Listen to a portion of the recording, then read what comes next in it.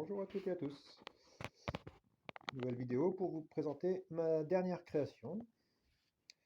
J'ai réalisé une réplique du holster réalisé par le sellier des années 60-70, Tex Shoemaker, et connu aujourd'hui pour une série télé américaine intitulée Walking Dead, avec un personnage se nommant Rick Grimes. C'est donc un holster classique finalement, vintage, qu'on retrouvait au sein des forces de l'ordre de la police de l'État de Californie. Bon, voilà, je pense que c'est un étui que tout le monde connaît, ne serait-ce qu'au travers des séries télé américaines. Une particularité, c'est que le cuir est estampillé sous un principe de basket weaves, du tressage.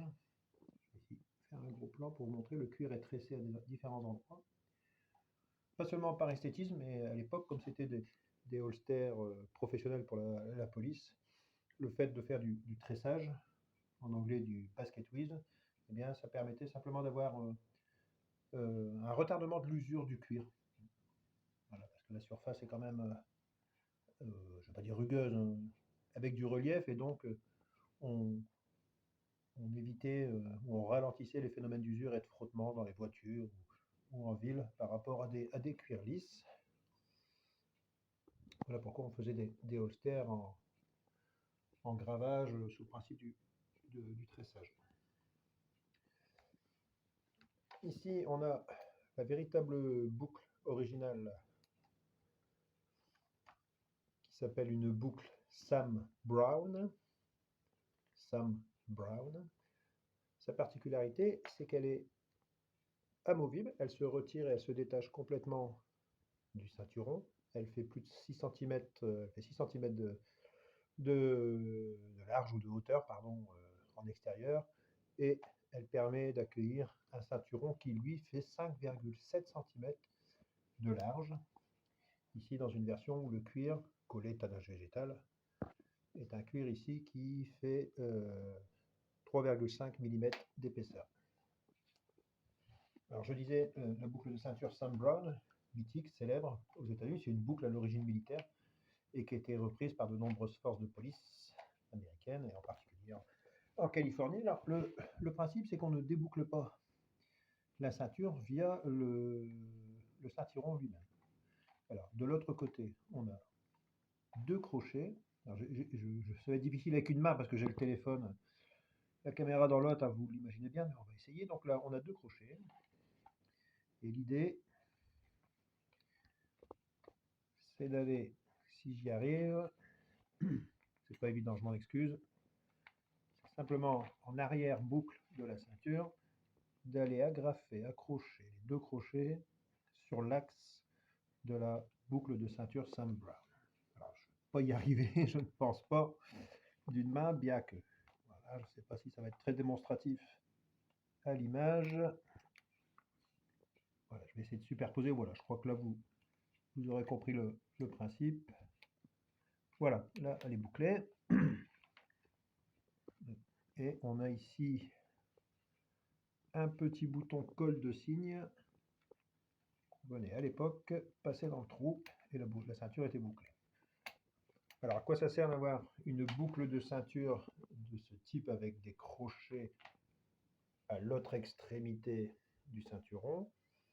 Eh bien, ça permettait simplement pour les forces de police, une fois la boucle de ceinture totalement retirée du ceinturon, eh bien, simplement de placer ou de retirer l'ensemble des accessoires que sont ou qui étaient le holster pour l'arme à feu, l'arme de service.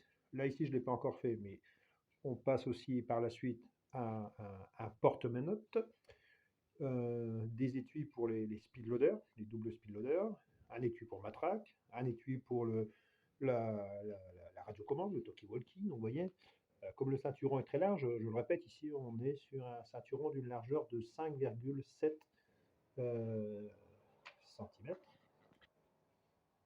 Et donc, il y avait nécessité d'avoir un système qui permet de retirer totalement la boucle. Alors là aussi, je m'aventure à essayer d'enlever la boucle d'une main pour que vous puissiez vraiment bien comprendre le principe. Voilà, là j'ai retiré la boucle. Voici la boucle. Voilà, c'est une boucle à double ardillon. Les ardillons étant les petites pièces métalliques ici, hein, qui rentrent dans les trous du cuir, du ceinturon. Et derrière, un axe. Et cet axe, peut-être mieux y arriver comme ceci. Voilà, ce sera plus clair pour vous. On vient les mettre dans les crochets et la ceinture était bouclée à la taille. Donc, on met la ceinture à sa taille et on l'enlève extrêmement rapidement grâce au crochet. Je vous le disais, il y a ici un petit bouton colle de cygne qui, lui, vient rentrer de l'autre côté de la ceinture, du ceinturon, dans les trous prévus à cet effet. Ici, le holster que j'ai créé.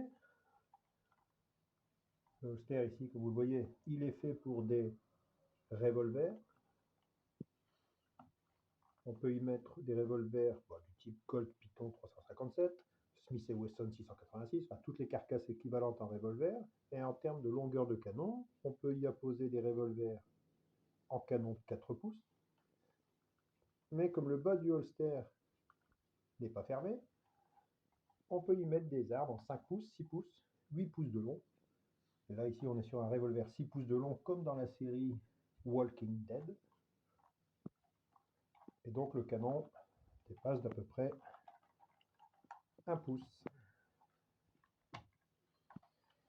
L'intégralité du holster sur sa face visible est en basket weaves, en tressage. Et comme c'était un holster dédié aux forces de police américaines, californiennes, il fallait pouvoir, donc il se porte à la taille, vous l'aurez compris, il descend assez bas sur la jambe de l'utilisateur.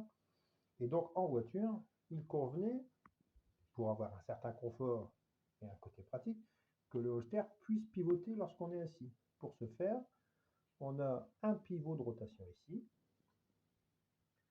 un bouton pression pour figer le holster pour qu'il ne bouge pas et que la rotation ne se fasse pas. Par contre, lorsqu'on déverrouillait le bouton pression qui est ici, eh bien, regardez, le holster pivote. Vous voyez? Alors le fait qu'il pivote, je viens de vous le dire, c'est simplement dans le cas où, par exemple, on est assis en voiture de patrouille, eh bien, on peut l'incliner et là, on n'est pas gêné. On peut le mettre comme ça, il peut venir sur le fauteuil, sur ses jambes, et on n'est pas gêné. Lorsqu'on descend de la voiture, le poids de l'arme fait que le holster va se remettre tout droit. Alors après, on peut le laisser non verrouillé et pivoter en marchant, c'est pas forcément le plus judicieux. Et le bouton de pression qui est ici, une fois remis, verrouille l'oscillation. Et là, on est sur un holster dit classique. Tout ça grâce à un pivot de rotation, un gros rivet, on va dire, tubulaire, d'à peu près 2 cm de diamètre, quand même, c'est gros, mais qui permet d'avoir une rotation du holster. Ici, Tech Schumacher ne mettait pas de rivet tubulaire, je vais retourner le holster, il mettait des vis Chicago, permettant d'avoir certains réglages de tension. L'envers du décor, bon, la signature toujours, comme vous connaissez maintenant, James Bay, et puis l'envers du pivot. La sécurité coup de pouce, pour la retenue du revolver, de l'arme. Voilà, c'est vraiment un holster, je dirais, vintage, extrêmement connu aux États-Unis et par nous aussi, je dirais, de par les très nombreuses séries TV américaines ou films. Hein. C'est un holster qu'on retrouve pour les policiers en uniforme, mais aussi, comme aujourd'hui dans cette série un peu plus contemporaine qui est Walking Dead, sur des personnages qui sont en civil. Voilà, c'était ma dernière création, réplique du holster Rick Gaines de la série télé Walking Dead. Maintenant, je vais aller réaliser le porte-menottes et les speedloaders identiques avec le même principe de tressage en basket weave. Allez, je vous dis à bientôt. À ciao, au revoir.